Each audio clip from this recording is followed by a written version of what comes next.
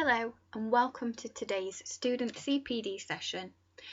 Today we're going to be focusing on the importance of reading the question properly in order to efficiently answer your question in the most productive way under exam conditions. It might seem very straightforward. It might seem almost patronising to do an entire session based on being able to read the question. But actually, this is where a lot of my students in the past have fallen foul to the demands of the question and achieved very little in an assessment because actually they've started writing about something they find more interesting or something that they're more confident in, and thus leaving them with very little for me to give them credit for. I'm going to be examining this concept within 3 different subject areas, and then at the end of this video I'm going to ask you to apply it to your own, either a past paper that you have, one that you can find online, or maybe even with the teacher or peer that you're going through this with today. Let's get started. As you may or may not know, my specialism is in literature, so I teach A-level English literature and have done for the last 10 years. The exam question that you can see on your screen at the moment is one that I've issued recently to one of my A-level groups, and we're going to be looking at the wording of the question and the information that you're given. There are not very many words in this question, so you need to pay attention and respond accordingly. Be really careful that you don't skim past the question. Give it the respect it deserves. Someone has put this together and is aiming to help you to answer it. Structurally, let's examine this first bit. Examine the extract and then consider.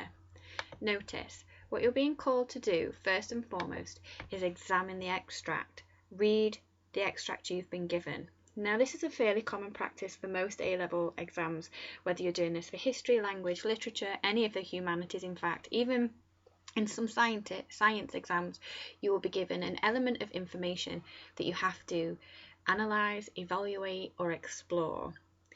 That's more important. Before you put on the lenses and potentially even the blinkers for rebellion, consider the extract in its entirety. Try to get a sense of what this extract is about, what's going on in it, how you're made to feel. Those initial reactions can help guide you through the rest of your question.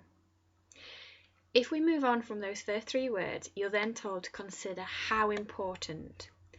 With this kind of question, the how important is a measuring question. So you can start to get into the I absolutely agree with this, here's the evidence, or actually it's insignificant. Now, where people start to struggle is when they then assume that for literature especially, and especially if you're doing AQA, the AO5 is offering an alternative interpretation. Be careful with that, because what you can start to do is rewrite your question and you will get no marks. How important gives you a spectrum of very to very little. So when you think about this in any given extract, remember to stay focused on the topic. The topic in this question, of course, is a call to rebellion.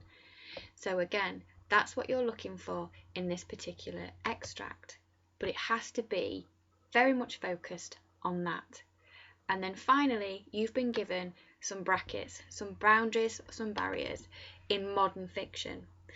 Again, within AQA, this refers to post-1945, but please make sure that you watch out for these kind of clues. You would get no marks writing an essay on this question if it were based in anything pre-1945. It is therefore absolutely imperative that you know your assessment objectives so that when you read the question, you can see where the examiner is nudging you. As I mentioned at the beginning, we're going to be looking at the way that this refers or can be applied to other subject matters. So let's take a look at my second subject that I also teach in A-level. This is again a fairly standard opening question of a sociological paper, paper 3, on crime and deviance. Now, where I'm wanting you to focus with this one is with a slightly different slant.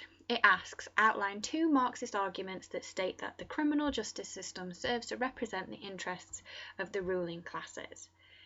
Now, the key in this kind of question are in the numericals. Outline 2 Marxist views.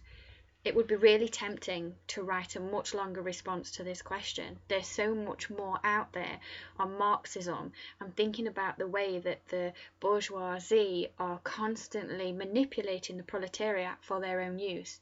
You could easily spend an hour on this question alone. But you've been asked to give 2. Make sure that you give 2. Also notice, when I mentioned before about the numericals, in this question you would be able to achieve 4 marks and no more. So don't allow yourself the luxury of writing a very comprehensive response to this kind of task when that's not what you're being asked to do. Pay attention to the detail. Make sure that you're reading again those clues that the examiner are giving you. You will also notice that in this statement you have got again an argument given to you. Marxist arguments that state the criminal justice system serves to represent the interests of the ruling classes. You're not evaluating, you're not having to offer an alternative viewpoint. You simply identify and move on. Be very careful. It's often tempting to give the balanced point of view, but make sure you are simply doing as you have been asked. Anyone that knows me will know that mathematics is something I find particularly challenging. And so what you have on your screen at the moment is perhaps the most simplest and straightforward approach to mathematics that I will ever have to deal with. However, there's a really good lesson to take even from this.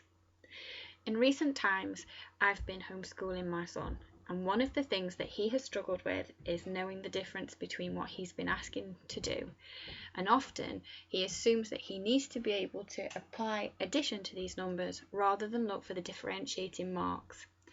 It trips him up. And again, it's about the detail that you have been presented with. Whereas in one sum, you've got the addition sign, in the next there's the subtraction. And what you need to again do is make sure that you're following the rules of the assessment to answer the question correctly. At this point, I've gone through some of the very short ways to think about the detail of the question and following the instructions you've been given. As such, I've gone through 3 subjects and now it's over to you. You could either take, like I mentioned at the beginning, an awarding body. If you access their websites, there's normally a bank of past papers. You could stop and look through your resource materials that you have. Often in study guides there are past papers or practice exam questions you can use. Have a look at them.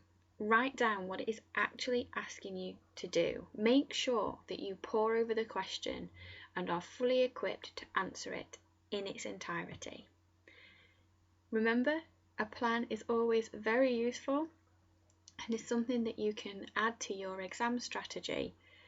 If you rush through the question and ignore a plan, you will very quickly answer the wrong question and miss out on an awful lot of marks. Take your time and get used to reading questions properly.